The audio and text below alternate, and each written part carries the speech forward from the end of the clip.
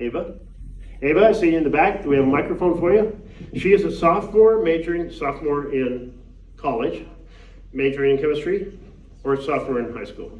College. College, okay, all right. Plans to go to med school, to become a dermatologist with a focus on naturopathic treatments. And that is really cool, and loves being outside and taking advantage of being in our nearby redwood forests and beaches. You live in the right part of the country. Welcome. Good morning, Senator, and thank you for being here.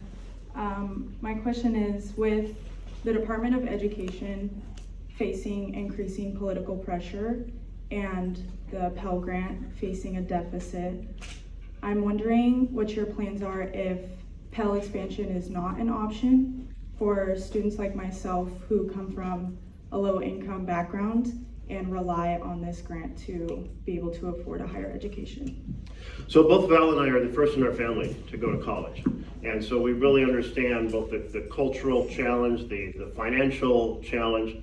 And right now there's a bill before the House and Senate called a reconciliation bill. It has two stages. First is there's general instructions about how much money committees should change in what they spend or what they raise in revenue. And that bill has passed both chambers. That's called the budget resolution. The second is the actual reconciliation bill, where those same committees say, okay, we were told to cut X number of billions, how we're going to do it. That's coming up. And that's the concern right now. Because this bill does three things that I think are all bad news. The first is it cuts $2 trillion, or that's what the instructions are, from programs like healthcare, housing, education, good paying jobs. It gives $2 trillion in new tax cuts compared to existing law to the very richest Americans. Families lose, billionaires win. That's two strikes. And then it also creates another $7 trillion in debt over the next 10 years, which will affect the next generation, the ability to fund healthcare, housing, education, the next generation. So in my mind, that's three strikes and you're out, and we're going to try to defeat that bill so we do not lose critical support for education like Pell Grants and TRIO programs and subsidized student loans and Title I for our K-12 and Title II for our K-12. That's where I'm coming from. Val, you want to jump in? Thank you. And first I want to say, I remember growing up when we'd watch the monarch migration and the sky would be black with these butterflies, with monarchs, and we don't see that anymore. So thank you so much for what you're doing. I was a Pell Grant student. I was a TRIO student. I benefited from investments in public education for special education because I'm dyslexic. Without those things, I would not have graduated high school, never mind college, right? I wouldn't be able to be productive. And so these investments are critical.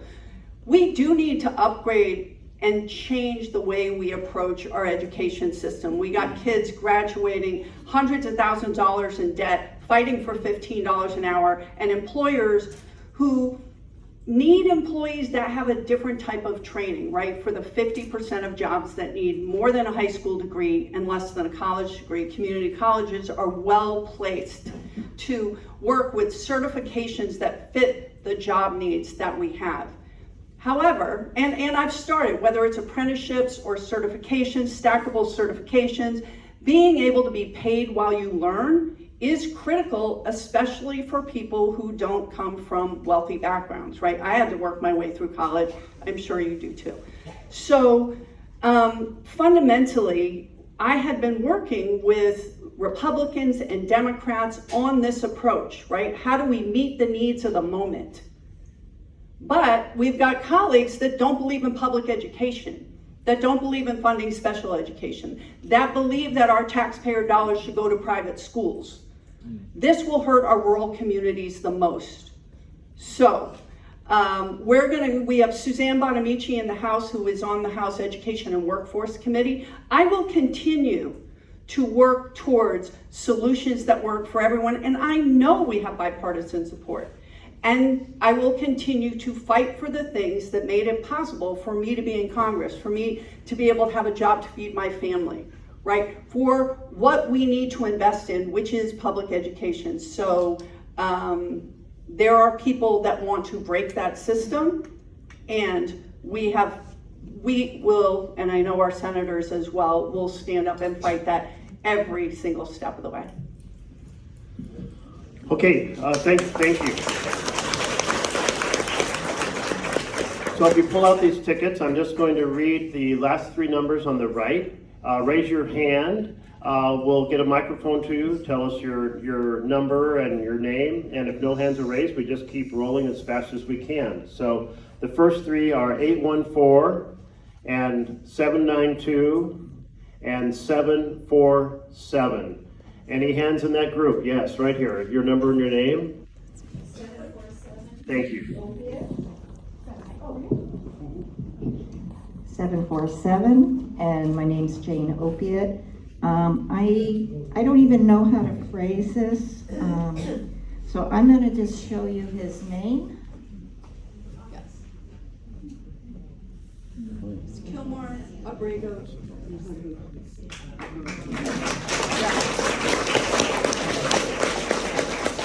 And I want to know what your plans are to resolve this situation. So Kilmar Abrego Garcia was swept up, illegally sent to another country, to El Salvador, to a prison camp. Everyone should be absolutely outraged by this. We also had a green card holder from Vermont. We just signed on to a letter that was picked up, and they're working to deport. And understand what this is. This is a way to pressure the courts for the administration to break apart the separate and equal branches of government and our powers, right? To have the courts say they don't have to recognize the protections of a green card, of legal residence, to say that they can ship someone out. This is a father, he was a sheet metal worker, he is in El Salvador. The courts have said, bring him back. The administration is saying no. Fundamentally, and I was, right before I got here, in a conversation with a number of my colleagues from around the country, talking about what we can do, whether it's going down to El Salvador. We can certainly sign letters. This is fundamentally going against the basis of our Constitution and our democratic republic. The Constitution says that we have separate and equal branches of government, separate and equal. And the founders put this in place so that we did not have one branch of government or an executive becoming a king. We were trying to get away from that. So, fundamentally, we're supposed to make the laws, the judiciary interprets the laws, the executive branch enforces the laws. This administration is trying to, and thinking that, and many of my colleagues are just rolling over and saying, well, that's what they want to do, let's let them. They want to make tariffs, they want to make war, they want to deport people. They're talking about deporting American citizens. I don't care what party you're in, this is wrong. So, we're going to speak up and do everything we can, because I took an oath to obey the Constitution of the United States, and this is unconstitutional. So, we write letters, it's what we do in Congress. April 5th, everyone came out in the streets. Fascism rises slowly, then it rises quickly. We're in the quickly part, but we are in the part where we can stop what's happening. And again, this should not be a partisan issue. So we're counting on you to stand with us. We are going to stand up every step of the way, and we're figuring out what we can do. And again, we're hoping the Supreme Court, when you get a 9-0 ruling from the Supreme Court, you know, that should mean something. And we are going to push this administration to follow the courts, because that, if we don't have that, we do not have our democratic republic.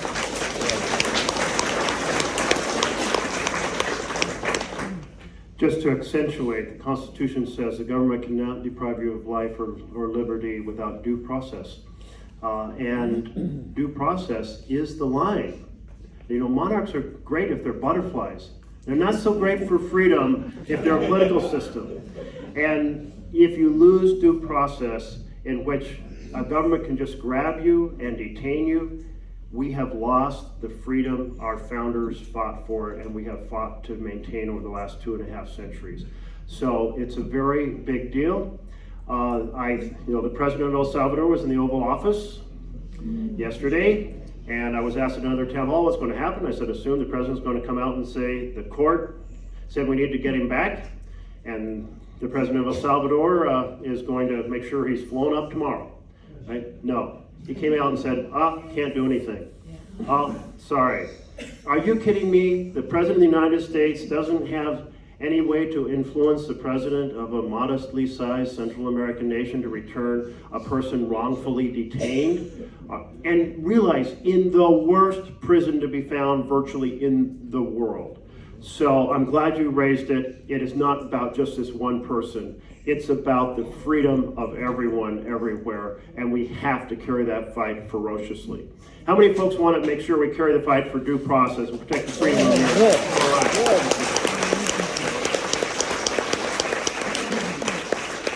Did we have 814 or 792? What's our next step? 814 or 792. We'll keep going in order. Right here? Okay, what number do you have? 792. Okay, you're on. Hi, I am a 60-year-old first-time college student as a result of what's going on in a lot of areas, but specifically Hold it real close to your mouth. the Pell Grants and Social Security. What would you say regarding this situation for people like me? All right, so we kind of talked about Pell Grants. We're going to fight to keep them from being decimated by this reconciliation bill. Both of us would like to see them increased. We have supported the ability for them to be used, both certificates as well as degrees, because certificates can be a big advance towards something. Getting more funding for them in this budget environment may be beyond the reach, but we can try. But let me talk about Social Security.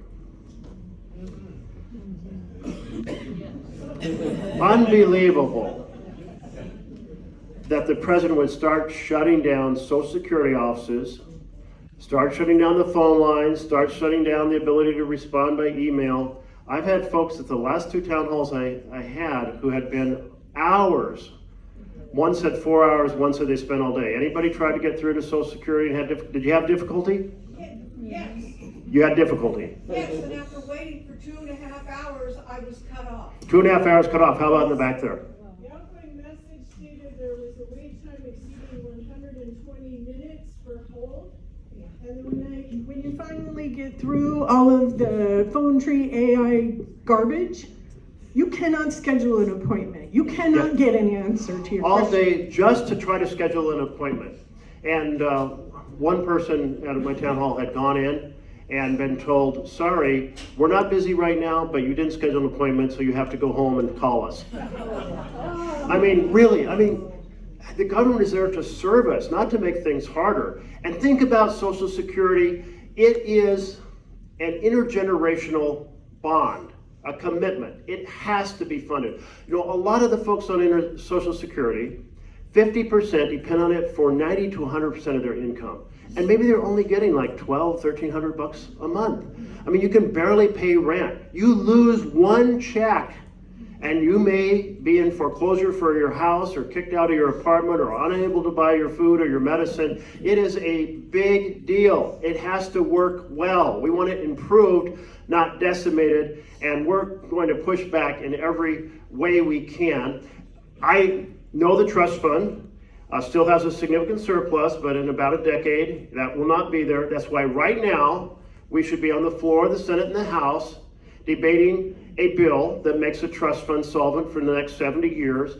I held a series of workshops around the state and put forward the various ideas to increase the solvency, and basically every table came up with the same choice, which was increase the amount of income that is subject to Social Security premiums so we can boost the solvency. I'm giving my side of the party a hard time. I want to give my Republicans, let's get together on the floor and debate such a bill and vote on it. And if we vote it down, then the citizens can weigh in and tell us we're bums and throw us out of office.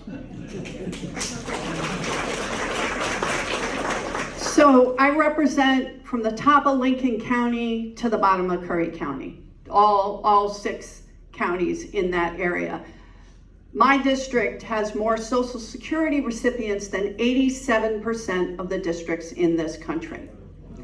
And so this is really important. In fact, we're going to be doing a town hall with Peter DeFazio, Max Richmond, who works with Social Security protection next week. We'll look and see if we can get it Facebook Live or streamed so that people can watch. The bottom line is that Social Security is an earned benefit. It is not a Ponzi scheme. We have Elon Musk, who was given an emerald mine by his father, right, was given the money that he has, who has $82 million in federal contracts, telling us that Social Security is a Ponzi scheme and people who receive Social Security are parasites. That is offensive. Social Security was put into place after the Depression so that people had a way to live in dignity and pay in for their entire lives. This administration has sent out an email to the people that work at the Social Security agency to say that they should not respond in writing to congressional requests or advocates for Social Security. So I've talked to my Republican colleagues and said, as a member of Congress, my most important job is constituent outreach. So we need to help make sure that people can get Social Security. They fired a whole bunch of people who normally answer the phone. They have declared immigrants who have paid into the program dead, which means they can't get credit, they can't pay into Social Security. Understand that when you have people who are unelected, right, who have your Social Security number under the auspices of making government more efficient, we should all be screaming about that.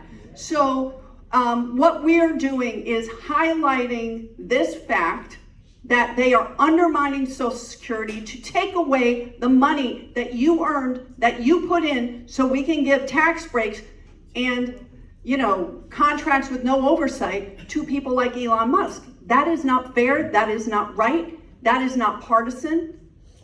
So what we need from you is to contact our office, to tell your friends to contact their congressional offices. We need to have those stories, and we will continue to fight to make sure that you get the benefits you've earned. The first bill I put in when I was in Congress in January of 2023, and again, this session is a bill with Bernie Sanders, Representative Jan Schakowsky, and Senator Warren to increase Social Security benefits by $250 a month, to increase the solvency of Social Security for 75 years, by lifting the cap because someone that makes $167,000 pays the same amount in Social Security as Elon Musk does, as a billionaire does. That is wrong. We should lift that cap, make sure Social Security is solvent, and let everyone know this is not an entitlement. It's an earned benefit. Yeah.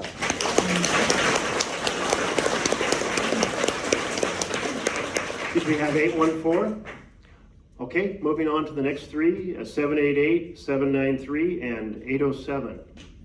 788, 793, and 807. There's someone up here, Senator. Oh, okay, great. I hear God speaking from above. She is a woman.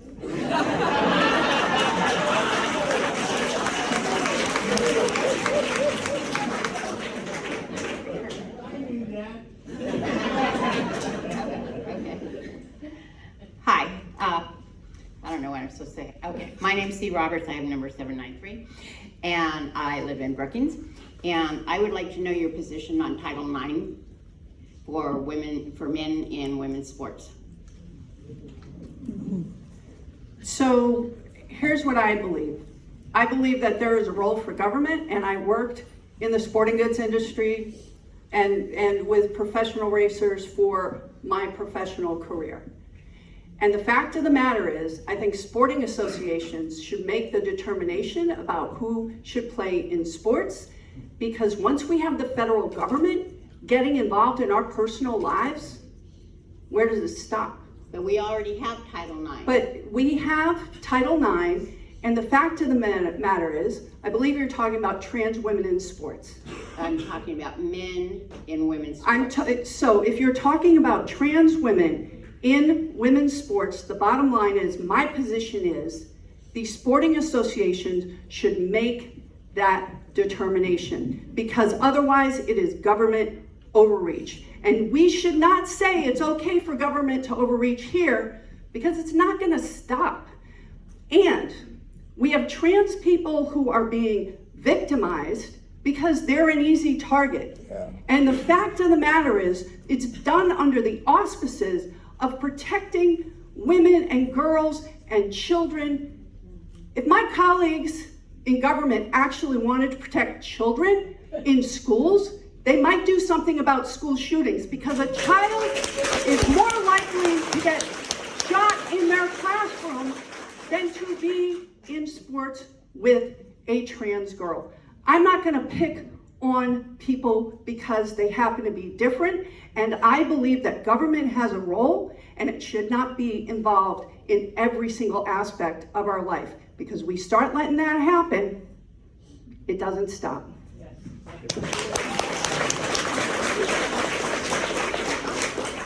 Here in Oregon, the Oregon State Athletic Association is charged with the mission of fair and safe participation in sports. So they're a group that you may want to take your opinions to in that regard. I will say that having the federal government tell every group in the nation what they can and can't do is much worse than having a sports association. And think about sports like archery and rifle and so on and so forth. Let the sports associations figure out the boundaries. And this is what I want to add. The people with the most difficult journey in life are our trans youth. Yeah. They are the least understood. They are the most bullied on social media, most bullied in schools, highest suicide rate. And I was raised under the ethic that many of you, I'm sure, were raised as well, with the ethic of the Good Samaritan. Whether you heard it in your religious setting or just culturally. And the story is told, the priest walks by and sees a person who needs help, beaten, robbed by the side of the road, keeps going. Another priest comes by, keeps going. And then the Samaritan, which is from the tribe that is not liked, from beyond, comes by and says, wow, let me help you out, let me get you help. When we see people who have a particularly difficult journey, and our trans youth have a particularly, make an extra effort to reach out, show some graciousness, show some love, show some support, as we should to everyone who has a difficult journey. Yeah.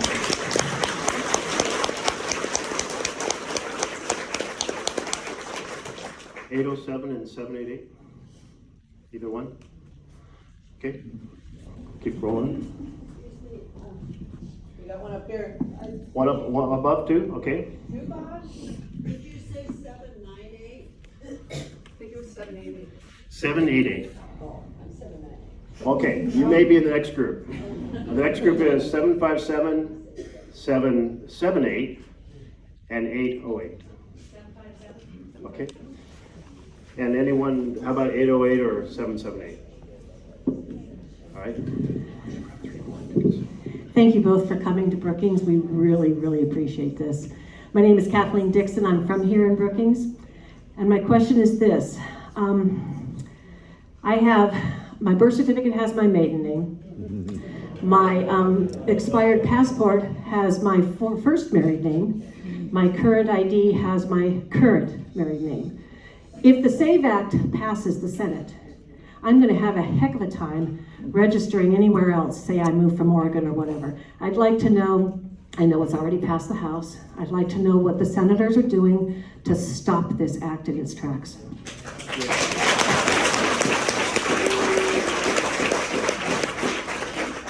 Well, we're going to kill it. It's not going to pass.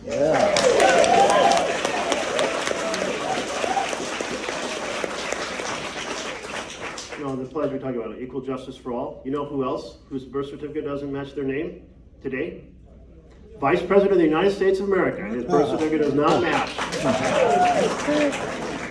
So, in that act also is an emphasis on trying to decrease vote by mail and early voting. And why is that? And the reason why is what some want to do is manipulate election day because it's easy.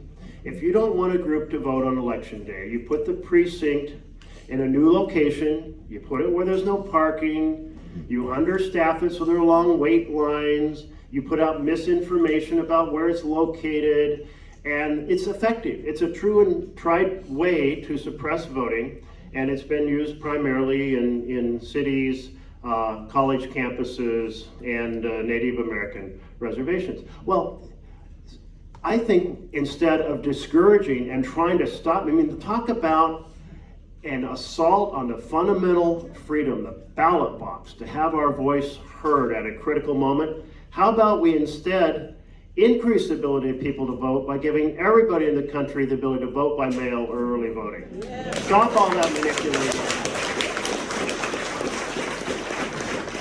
I had a bill last session that was Senate Bill number 1, and Senate Bill number 1 was for the people, and it increased the ability and fairness of voting across America. The SAVE Act is the opposite, and I guarantee you we will not let that get through the Senate.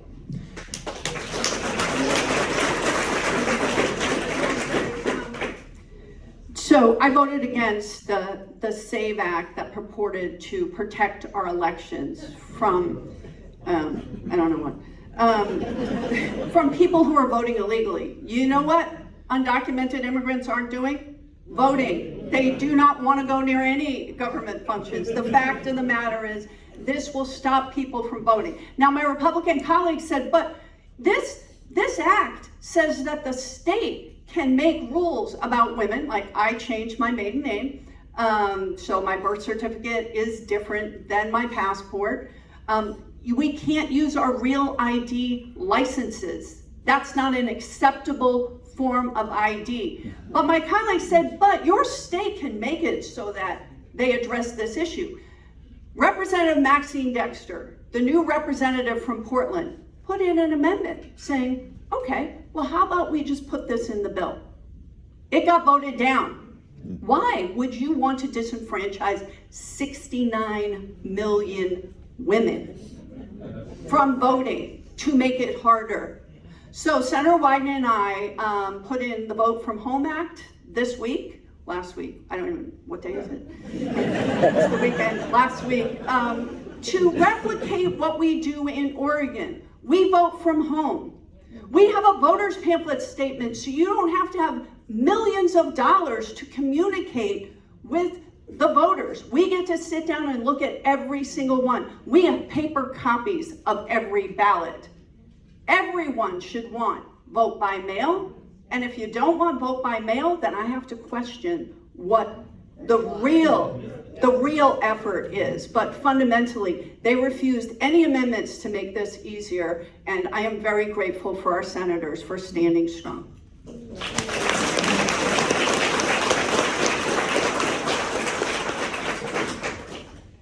Is your number up?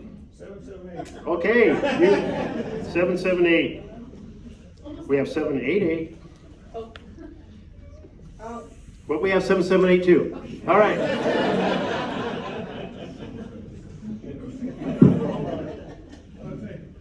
name is Gary, and I wondered if you were aware. Oh, works better when you turn it on. I wonder if you are aware that both of our local, our senator and our representative of state are pushing for doing away with the mail-in ballots. I just read this the other day. After 25 years of working fine, what's your response? So my understanding is that they put forward a proposal, a bill to put vote by mail to the ballot for us to vote on. I believe that there will be signature gatherers from people who have bought the conspiracy theory that our elections are not secure. And so I think we'll have a chance to vote on that. Here's what I know is Republican Secretary of State Norma Paulus and Democratic Secretary of State Phil Kiesling worked to implement vote by mail 25 years ago. And it is incredibly popular. So the fact of the matter is, that bill is not going to get through the legislature, and I do expect we will see a signature gathering effort, so it may well be a ballot measure on our ballots in 2026.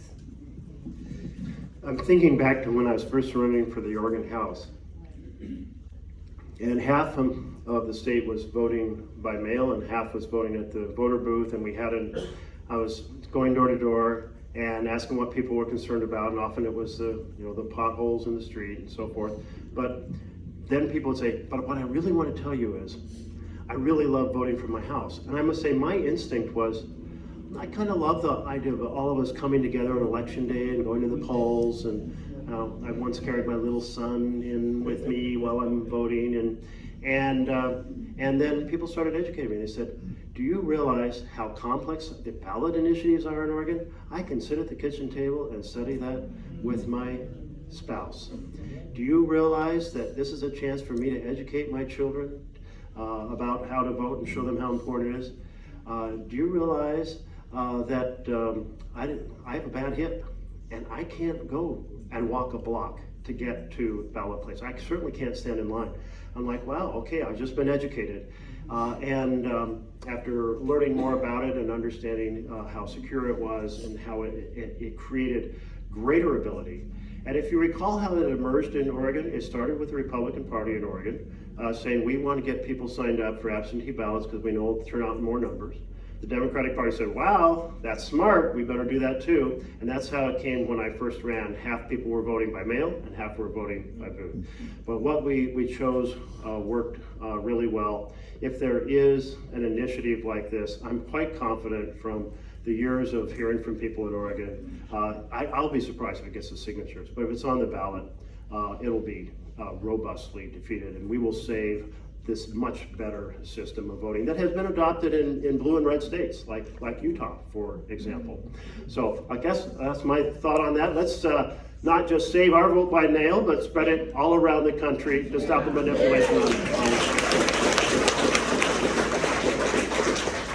749, 795, and 758. Okay, right over here. Bill Gorham, number 758. I'm a marine biologist and a very strong advocate for climate action.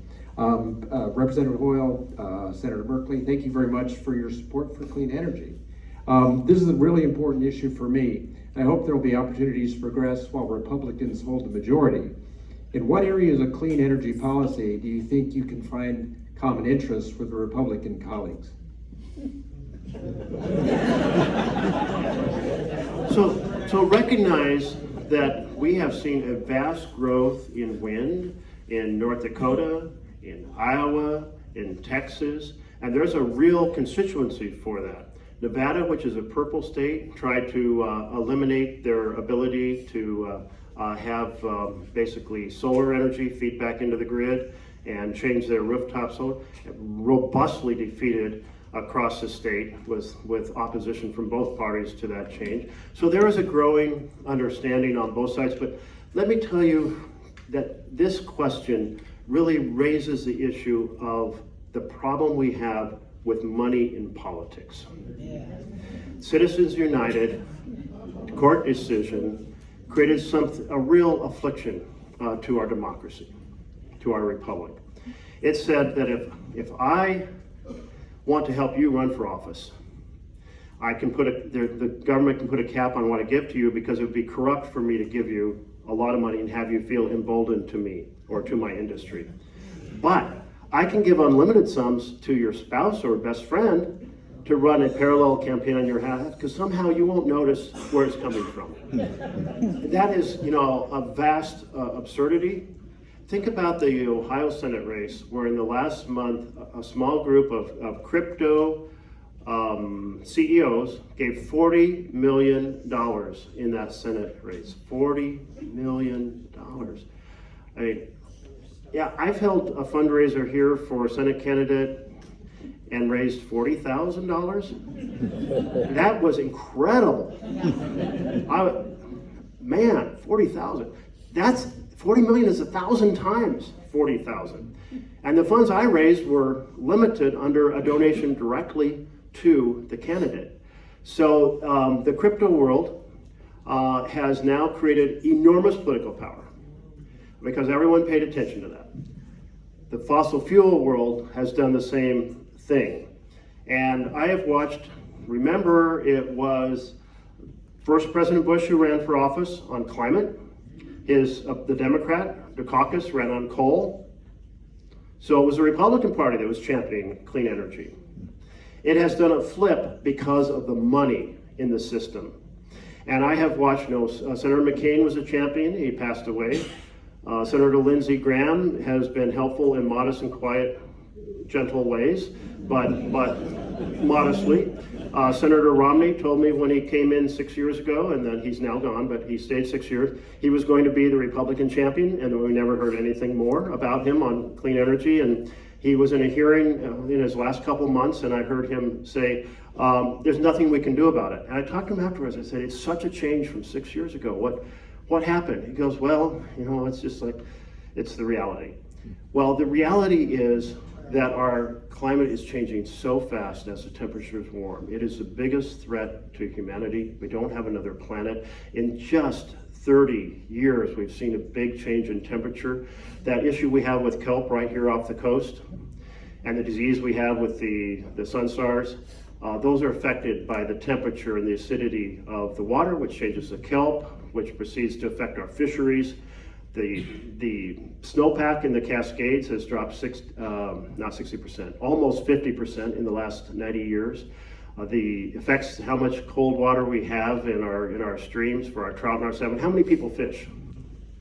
Would you rather have large cold streams or small warm springs? Large cold springs, much better. And by the way, that loss of this year we had fantastic snowpack. It's so fantastic it produced a lot of flooding. But on average, it's dropping, which not affects just our streams, but also the irrigation water in late spring, early summer for our farmers, ranchers. This is so important that we act. But as long as the political system is driven by this kind of money, we just have to keep making the argument and hope that somehow we will push forward. We have seen in the last year, 80 to 90% of the new energy that went on the grid was renewable. So we are seeing a significant change. Coal is no longer competitive with gas or renewables. People kept saying, well, we just need a technological solution. Well, utility scale solar is now 2 cents per kilowatt hour. Utility scale wind is now 2 cents per kilowatt hour, cheaper than fossils. And all we have to do to save this planet is electrify everything with renewable energy. If we keep pushing towards that vision, we will pass on an Earth to the generations to come that will be a habitat that they'll thrive in forever and ever. Let's do it.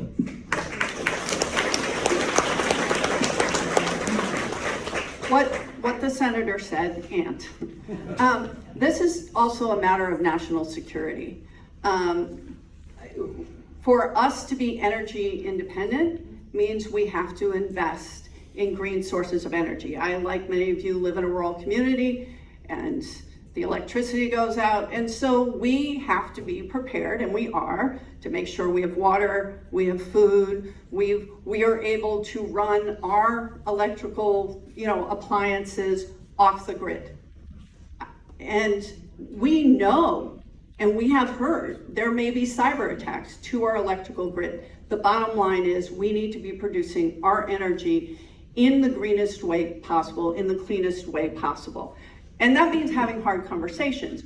But when I say it's a matter of national security, climate change is a matter of national security, right? If things are burning, if we aren't able to to fish, if we're not able to hunt, if we're not able to feed our citizens, never mind the world, it's going to be a problem. But one example, and this is where we did a hearing, the Democrats on the Natural Resources Committee, on NOAA and the cuts to NOAA and what that effect would be. So just one thing, so we have marine carbon dioxide removal, right? Marine carbon dioxide removal is a multi-billion-dollar industry that we stopped investing in because, I don't know, it's green, it's woke, I don't know. But China is investing hundreds of millions of dollars in that technology, and we are getting left behind because somehow green energy is woke. That is not right, and it leaves us in a deficit if we are, China will eat our lunch because they will invest in this green energy, and we need to do what's right for our country, for our national security, for addressing the fact that climate change is happening. And even when I talk to my Republican colleagues who do not believe that carbon has any effect on climate change, I say, okay, let's not talk about that, but let's talk about the fact that we have hot, dry conditions that are causing wildfires. And what are we going to do about that? What are we going to do about energy independence? What are we going to do about being able to be self-sufficient? And I can have those conversations. And what I will say is that we need to stop outsourcing our social interactions to a social media algorithm run by people who want us to dislike each other and stay outraged, instead of having real conversations where if we just talk to each other, my neighbors don't vote the way I do, but I could call them at any time if I had an issue, and we trust each other enough to have hard conversations. And we have to keep doing that, because when we have those hard conversations, we can find that we do agree on things like investing in this type of energy.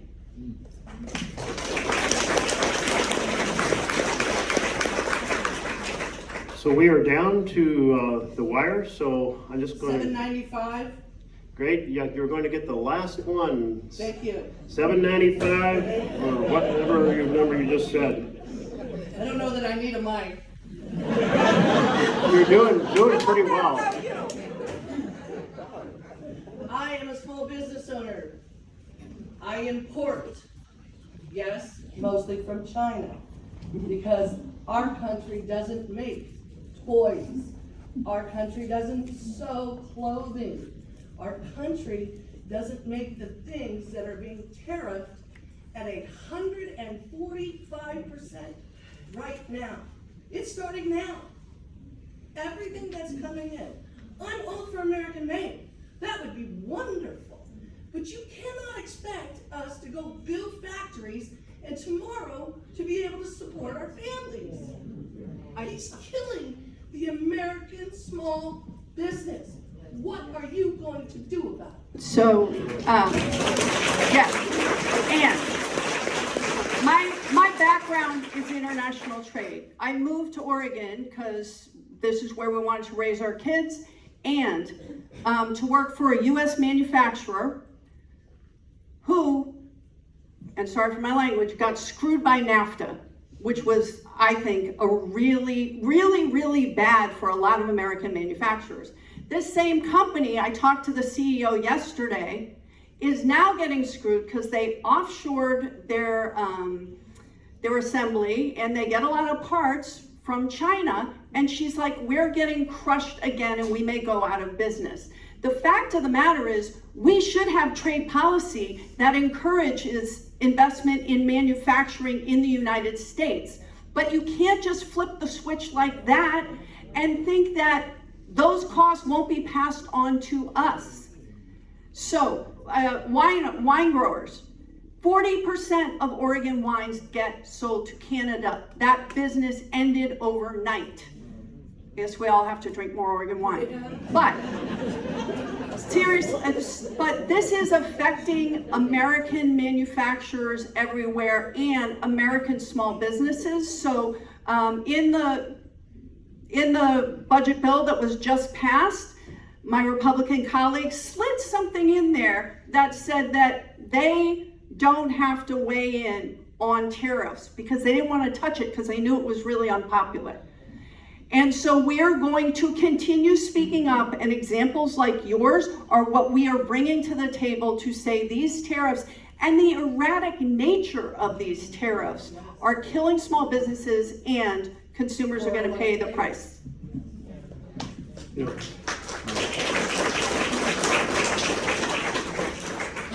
One position I shared with President Trump in his first election was his opposition to TPP, because expanding the connection with very low wage, low environmental laws countries was vastly destroying manufacturing in the United States.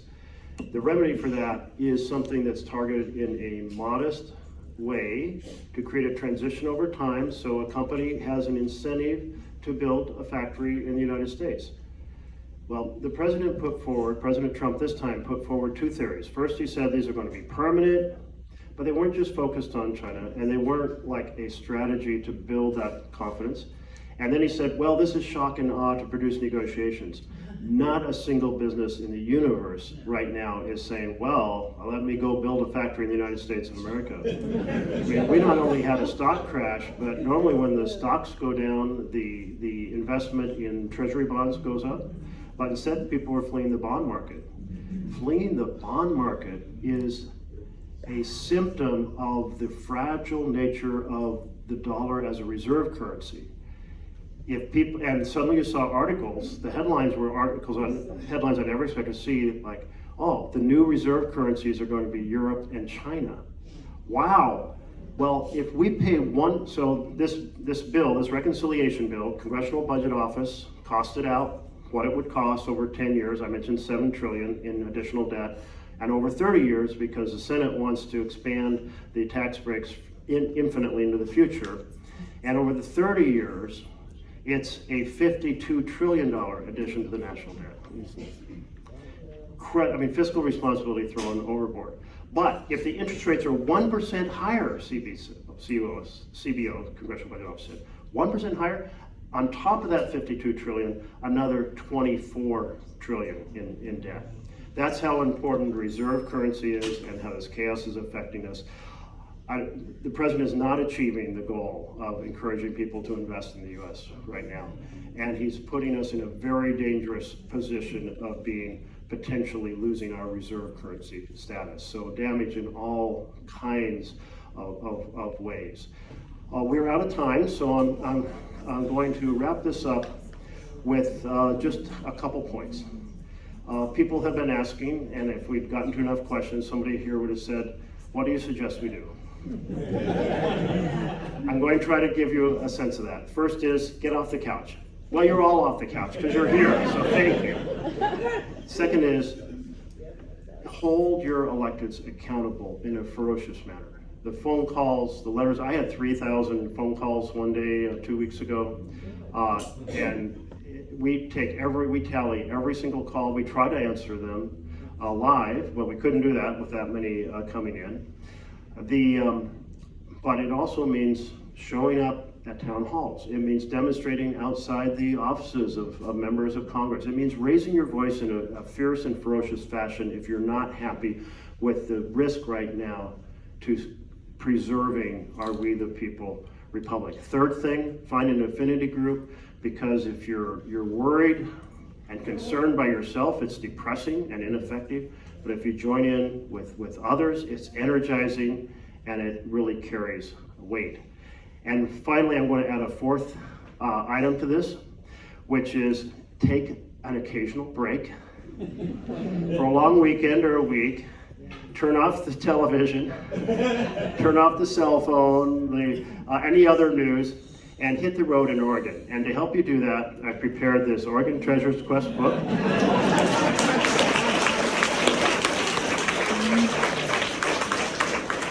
This is the 17th year I've gone to all 36 counties, and we keep finding new and cool things. So we put in treasures in all of our counties that are public treasures.